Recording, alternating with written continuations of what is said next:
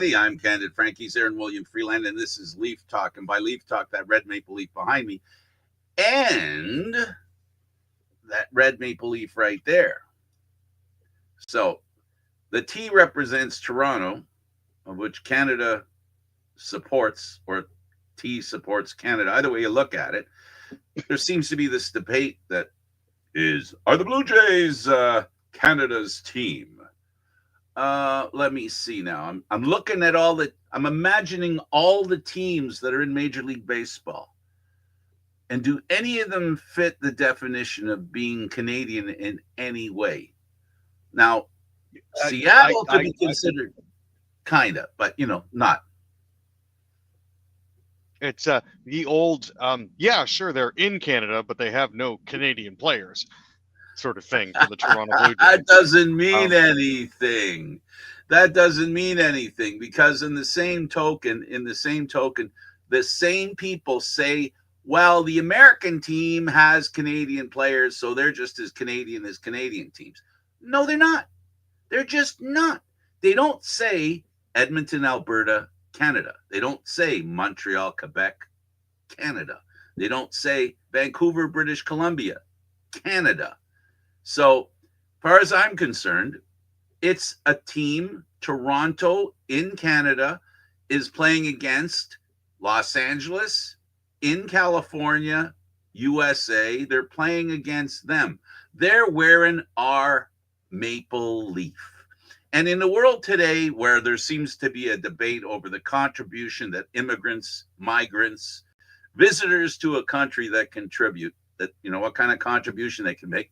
Well, baseball players right now are drawing a lot of attention to Toronto and Canada. And if you think it's not relevant to Canadians, I think it's relevant to most Canadians. But there are always the naysayers. There are always the people who want to row in the opposite direction that most people want to row, because it makes them feel good, because they feel smarter because they're part of a smaller group.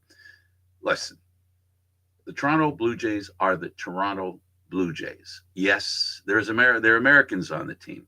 But that doesn't matter. They represent Toronto, and that's what it's about. The fans, the people that go to the game are mostly Canadian. Even some of them aren't Canadian. But anyway, Aaron, I had my rant. You can have yours now. Oh, no, I'm good. I 100% agree. I'm leaving you there holding the Canada dry. You literally left me holding the can. You literally.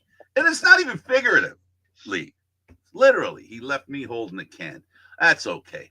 I've been holding the can for a long time. All right. So let's go to Samuelson and the Sabres and the Maple Leafs. Yeah. Matthias Samuelson scored 2 goals for Buffalo in a 5-3 win against the Maple Leafs on Friday afternoon.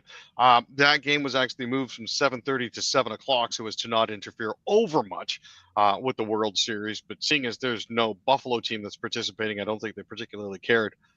Yuri Kolik and Tage Thompson each had a goal and an assist, and Alex Lyon made 31 saves for the Sabres, who are now 4-4-0, who have won 4 of their past 5 games after losing their first 3 games of the season.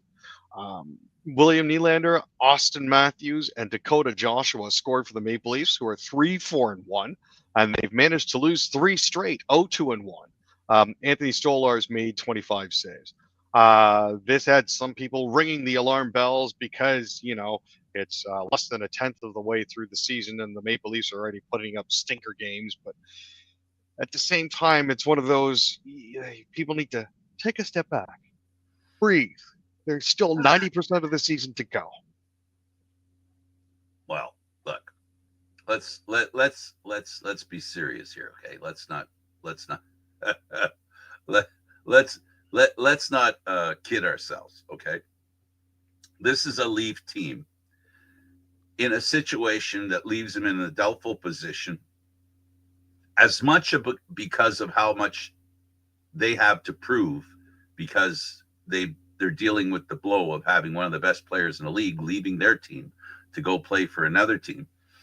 And then you add the fact that there's a couple of teams below them, and we've seen early that the Buffalo Sabres, you can't say they're not the old Buffalo Sabres because, in the middle, I'm arguing with myself. I apologize because I'm in the middle of talking about how great Buffalo is.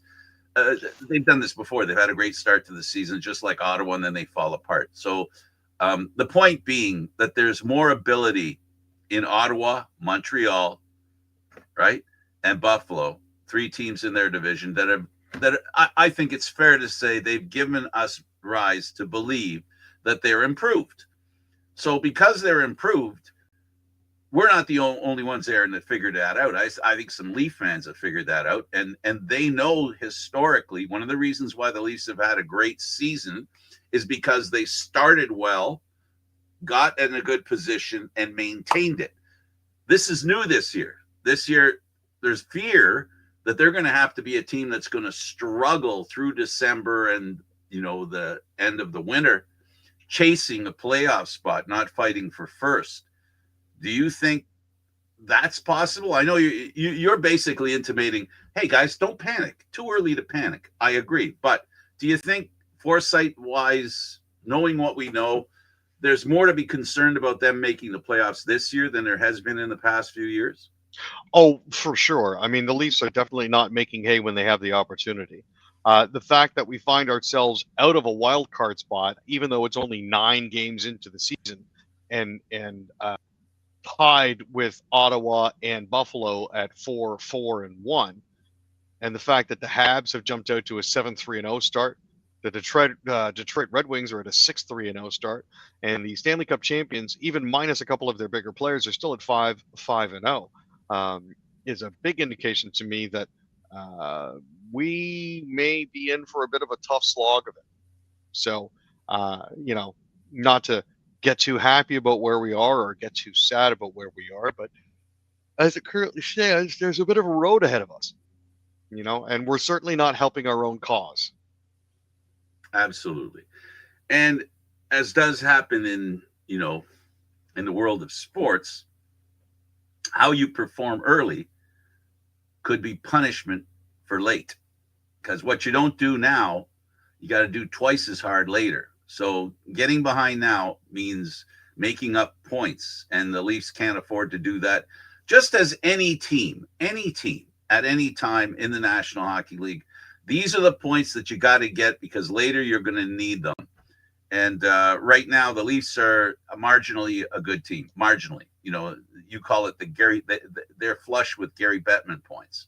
Well, Gary, Yeah, Bettman they're Gary Bettman 500 at this point. Yeah. So you're not going to get in the playoffs with Gary Bettman points. You got to win out. You got to win out. You got to win out. You got to do that kind of stuff. But still, it is what it is. So the Leafs, we talked at the beginning of this year how the Leafs are pretty set in goaltending, and then all of a sudden Wall goes AWOL. Well, he was asking for that. He shouldn't have a name like that. So he was going AWOL. And while he went AWOL, the Leafs decided to pick up a goaltender in Primo. Good hockey stock, Wayne Primo, the father. So tell me, Aaron, what did you think of this goaltender? He's one of the kind of goaltenders the Leafs used to have, a smallish, acrobatic goaltender. They're giving him a good look. Oh, they definitely are. Caden Primo was virtually unbeatable in the AHL. He was an absolute standout when he played down in the A. Unfortunately, his 880 something when they brought him up to the NHL made him borderline unusable for the Habs last year. I think part of that is the team that was in front of him. The other part of that is confidence issues after coming from the Rocket to the Habs and just realizing that you're going to get shelled.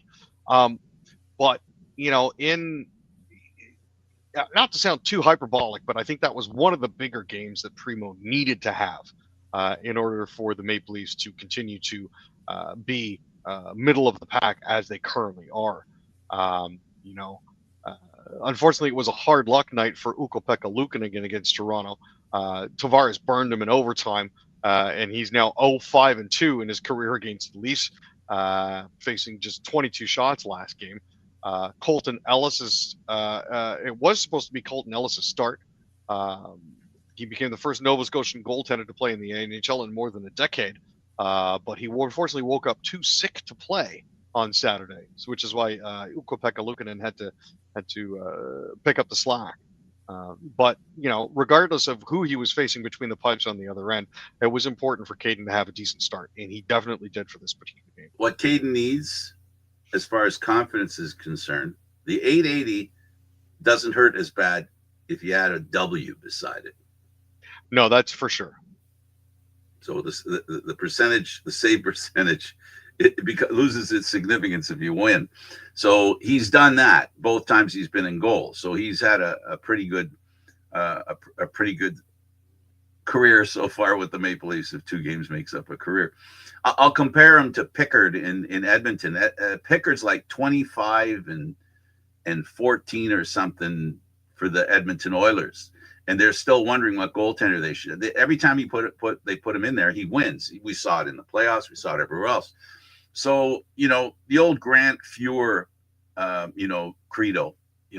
Just stop the right ones. Don't let in the goals that'll kill you. And if a goaltender does that and the team wins, that's what you remember. But we seem to be more prone, hockey in general, by we, I mean the Royal we seem really concerned with high percentage saves, goaltenders that really, kitty bar the door, right? The goaltenders that just win, they lose a little luster because of their, the goal, the percentage, the shot percentage of goals that go in, that kind of thing. Yeah, and I mean, even when you look at Calvin Pickard, he's currently rocking an .846 save percentage with Edmonton so far this season. But in the 4 games that he's played, he's 2-1-0. So again, you throw that W in front of it, all of a sudden that .846 doesn't look nearly as bad, but it's still cause for concern. Now, tucked in between this story that we just talked about and the next one is one about Tuck, who didn't like a hit and decided to take on the person who laid out the hit, not realizing that there would be a fight in the next couple of seconds, because I think that's a surprise for teams that play the Leafs. You don't expect that. So it was a hit that was clean. It wasn't a penalty, and he went and decided he was going to tell the Leaf defenseman that, I don't like this. Leaf defenseman said, "Oh, you don't? Smash, smash, and smash." I don't know, Aaron. What do you think of that? I was watching it. I don't think Alex Tuck expected that after McCabe hit Bowen Byram with a clean hit. Out of all of that, for taking a fist to the face, Tuck ended up with 2, 5, and a 10, whereas McCabe only ended up with a 5. Some were arguing that McCabe probably deserved more for tossing the gloves first as soon as he saw Tuck look in his direction. But I think the intent was fairly obvious as soon as the hit was made and Tuck turned the corner. Well, if you're watching something like that was going to happen, if you were watching Hockey Night in Canada, there was a definition of why that was an instigator penalty, and all I can say to that is, clean hits that are not liked by other teams, they can whine at somebody, but if you come at the guy because of a clean hit, and that team is losing and they're not having a good season, you're putting your own life in your hands. You gotta read your audience, right? You gotta know your audience, and that was a dumb thing to do, because it wasn't even really a hit, Aaron. From my perspective, what I saw a locking of the arms, and that's what caused him to go flying, because they locked arms. It was a hit like that. He got inside his arm and his arm was locked and it spun him around. There was barely any contact to his mainframe, if you will. Yeah, it was all external peripheral contact, really, which is what caused the spin in the first place. It's not. Right. It wasn't a dirty hit in the slightest. So it wasn't even dead on. The fact that Tuck saw his teammate go down and then immediately responded is an indication of the culture that Lindy's trying to build in his 3rd trip around the sun with Buffalo. Yeah, probably. So, we'll see. Maybe 8th. This wasn't the first one was his donut term, wasn't it? Wasn't it the donut term the first time? Yeah. And then you're just a joke. Offered Koharski a box of donuts. It was Koharski, right? Wasn't it? I think so. Yeah. Well, Buffalo. Hey, look. He looked at it as though he was standing up for a teammate. the Leaf defenseman thought it was him complaining about a clean hit, and that, get out of my face. So, both parties were okay. I think where the media, the people in the TV studio, the main thing they seem to question whether it should have been, the extra penalty going to Tuck. But, they had made a couple of really bad calls against the Leafs, and I think that was an evening up thing. I think that was an opportunity for them to even things up. We saw a couple of penalties there that were less than truthful and fair. So I think this was a makeup call. And people say that's what happens with referees, right? They make a mistake. The only way they can fix it is make another mistake. It's a compounding of mistakes, I think, that eventually gets to people too. Well, see, that's what hurts their reputation. While they're trying to maintain what they think in their own mind is balance, nobody thinks about it's one for this and one for that. Everybody goes, see, two mistakes side by side. Yeah, that's just too bad. Let's talk about Stolars and the Sabres. So basically, the Leafs were taking advantage of a very little used portion of the new collective bargaining agreement. Specifically, they were looking at 16.13, which is the goaltender exemption. Because Stolars played 7 of the Leafs' first 8 games, they were allowed to kick that into effect, which temporarily allows them to exceed the 23-player roster limit while Stolars is recovering and Woll still hasn't joined the team, but let them bring in Primo. Now, they are allowed to use this exemption, which lasts for a maximum of 48 hours. So the fact that they triggered it when they did meant that they could use the extra goalie just so they could give Stolars his rest. And he got his rest, and It was necessary just by virtue of how many games you pointed out that he played. Why Joseph Woll isn't playing for the Leafs yet? Well, he isn't playing for the Leafs yet because they had to place him on long-term injured reserve. He's skating with the team. He's going to join the team for practice, but because he's on LTIR, he can't rejoin the Leafs in a game situation until at least November 1st. This is assuming that there's going to be a conditioning stint in there as well. But at this point, there's no set ideas when he'll actually be able to play an NHL game. Last season, he was 27-14-1 with a 2.73 goals against average and a 909 save percentage. Odds are he's going to end up playing with the Marlies for a couple of games first before he swings back up with the big team. So 4 forwards were on the ice that were questionable before this morning. Who's in, who's out, Aaron? Well, this is what we're looking at here. So far, it's looking like McMahon, Matthews, and Robertson on the first line. Yikes. Nyes, Tavares, and Michelli for the second line. Dakota Joshua, Nicholas Roy, and Easton Cowan for the third line. And Laurent Domi and Sammy Blais for the fourth. You've got the usual suspects on defense. You've got Simone Benoit and Jake McCabe. You've actually got Morgan Riley and Philippe Myers and OEL and Brandon Carlo. So the guys that we're looking at that are currently listed as day-to-day are Joseph Woll, who still hasn't worked back in yet, Scott Lawton, Chris Tanev, and William Nylander. So those are the individuals that we're looking to see draw back into the lineup in the next week or so. So this is something that I want to ask you. It's 8 games in. It's 8 games. 8, I think. Yeah. No, 9. They're 9. 4, 4, and 1. 9 games in. 9 games in. Yeah. Do you see Matthews getting benched? You know what? It's a realistic possibility at this point. They may actually need to sit him to give him a bit of a wake-up call. In the past few games that he's played, I think he's been one of the least effective forwards on the ice, which is, that's not a good thing. If he's supposed to be your captain, even looking at the last 10 games, and this is going back into last year, 6 goals and 3 assists, 37 shots. Right now, he's shooting at a negligible percentage, which has to revert back to the mean at some point, because the goals that he's had, the majority of them this year have been empty netters, which is a cause for concern. If he's not scoring at 5-on-5 or he's scoring, into the empty net, then that's not where he needs to be. He is soaking up a ton of ice time. He's at 22:01.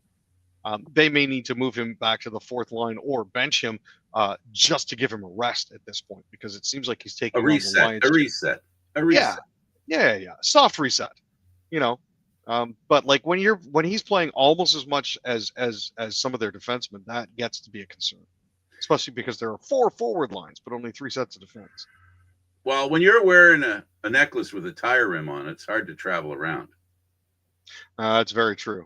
He's got a lot of that. C is very, very heavy, and his ability, the definition of who Austin Matthews is, defensive prowess. You can work on. You can work on that. You can show that you're making an effort to do it.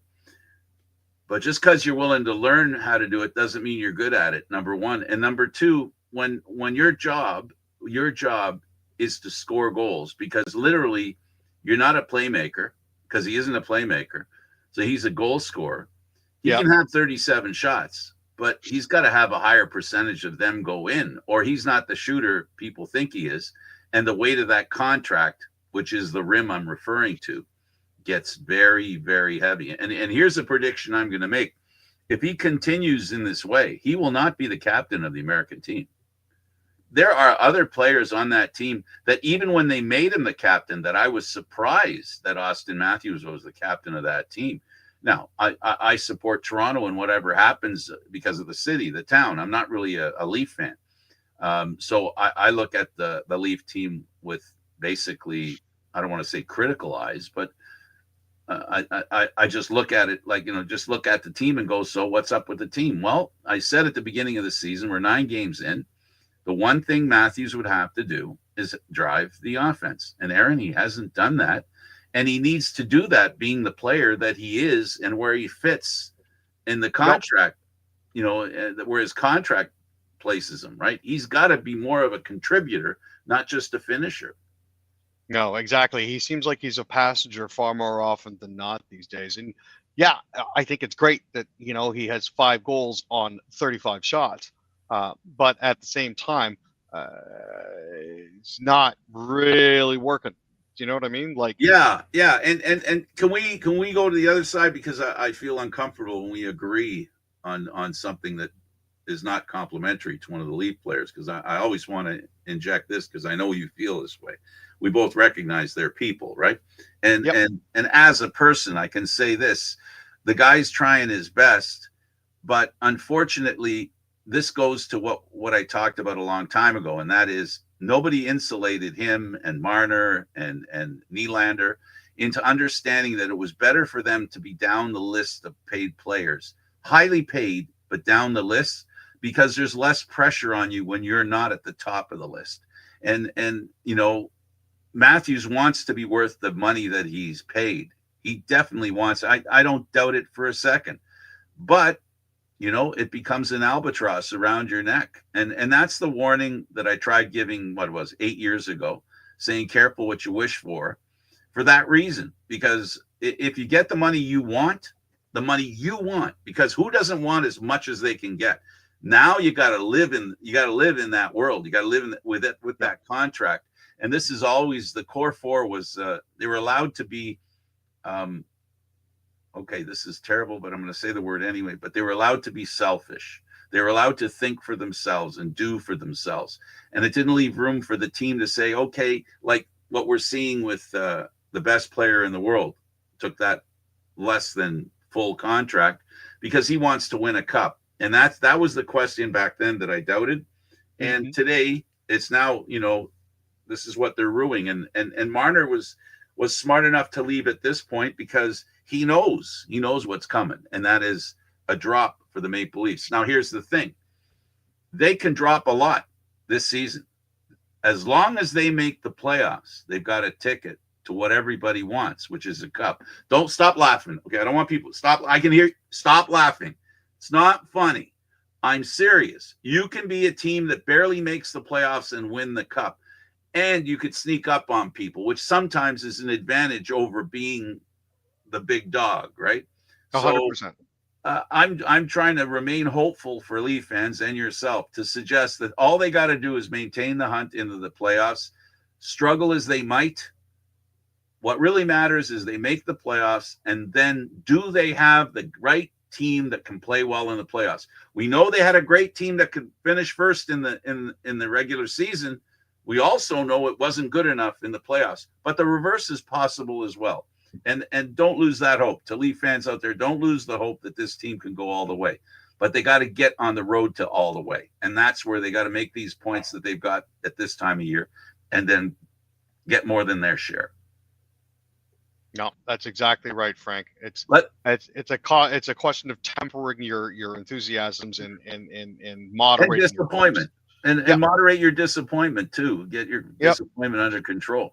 All right, let's talk about the Blue Jays. They're playing tonight. You have here that Barger hit the first pinch hit grand slam in baseball, in Major League Baseball history.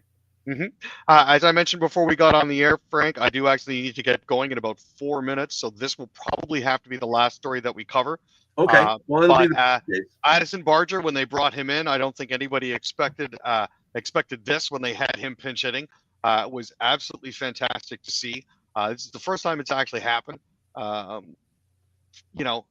He drilled ex-Blue Jay Anthony Banda's offering a 2-1 slider, 413 feet to right center. It's his third home run this postseason. He was hitting for Davis Schneider. The night after, actually, funnily enough, crashing on Schneider's couch. So he's been sort of couch surfing for the time being. At the end of the day, didn't really hurt. Bunking with roommates is always a good thing. He came up with an absolutely massive hit. It was great to see. Salted the game away. So very happy about that. What the Jays need tonight is to get to the bullpen. They got to get to the LA bullpen, and they need the old expert, the old warhorse, playing for his fourth team in the World Series, first time ever for any player, to pitch like he's pitched before. And I think the Jays can do it. They do have to get into that bullpen. They got to win this game because tomorrow it's Ohtani, I think, that they'll put out there. So it'll be interesting. Yeah, game 4 is definitely going to be Ohtani, but the issue that they have, again, is because of the way that their previous pitcher threw, you got to get through their opening pitcher to get to the bullpen. That is definitely the Dodgers' Achilles heel. Couldn't agree with you more on that, Frank. Hopefully they'll be able to do that tonight and work a bit of their magic. And tomorrow, no Tani. Hopefully, after what they did to him the last game, I'm definitely hoping for another appearance by Shohei Ohtani. Want the dog jacket and the baseball cap back. Thank you very much. Have a great one, Aaron. Enjoy the rest of the night. Enjoy the game. And for all of you out there, enjoy the game. Check out Candid Frank Stanishi on YouTube, 10:30. Have a great day, everybody. Thanks, Frank.